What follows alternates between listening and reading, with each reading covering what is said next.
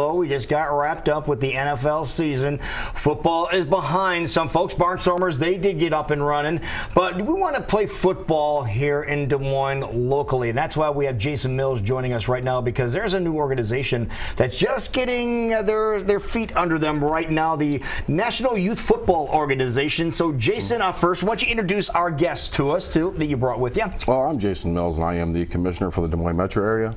We have Andre Allen over here, which is the commissioner for the West Des Moines and Waukee area. And we have a player here, Corey Mills. That is great. Now, some people have never heard of this. The National Youth Football Organization. What in the world is it? It is a 7-on-7 based. 7-on-7? Correct. It's all passing. There is...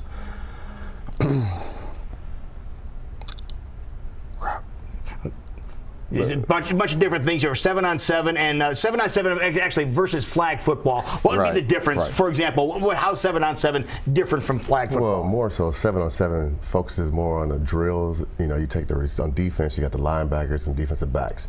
They're more focused on their technique and the fundamentals of getting into the zones, running man-to-man. You have the quarterbacks focusing more on their passing, your running back focusing on catching the ball at the backfield, and the receivers running their routes, you know, post routes, slant routes, you know, all the different things that go along with, you know, what typical tackle football is associated with. All right, so Corey, what do you play?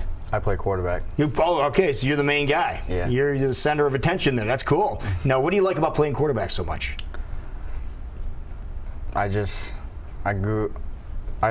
grew up, started playing quarterback, so it kind of stuck with me. And this intrigues you, the 7-on-7 football deal? It helps me, you know, a lot of my guys from East, we go out and throw, but this will help us get ready for the fall season coming around.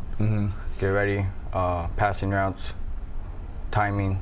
Getting accuracy. Going. Yeah. All right, now you talked about getting going. You said getting set for the next series of football that's going to be played in the area. But when are we planning on getting all this going here, Jason? When do you think things will get going? We are setting up to have our first practices around the second week of March. We'll start up practices. That's not too far away, so we got to get organized here.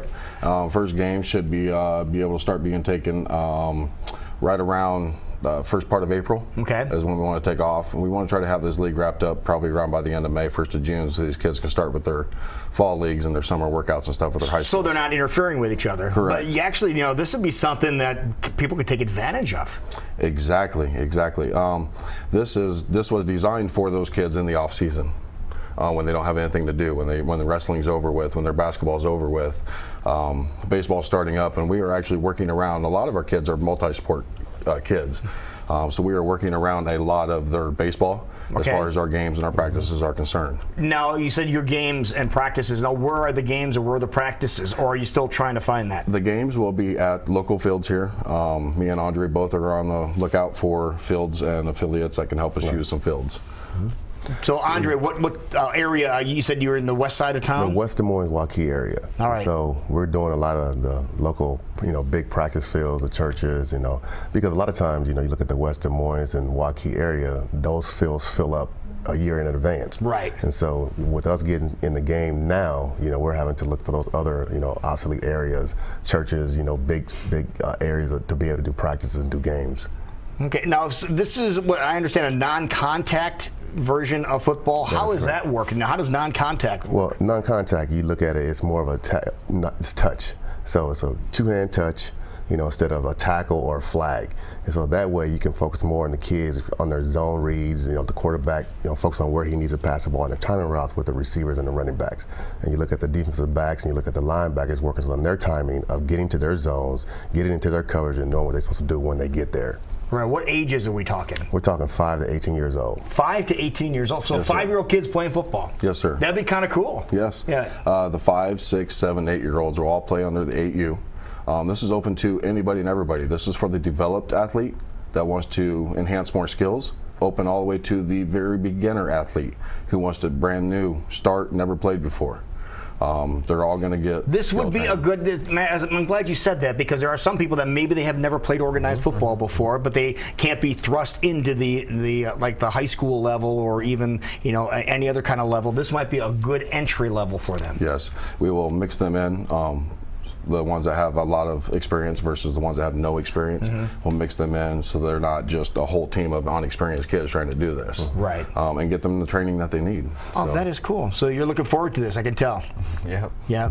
So, we're also, offering it to individual as well as teams. So if you look at the high school teams, we're, allowing the high school teams to bring in their full teams, to be able to play, 7-on-7. oh, that's even neater. I never even thought about that aspect of it. All right, now people want to get involved with this. Well, that's quite a age range that you're going to get involved with these kids. So this is going to be a big gathering.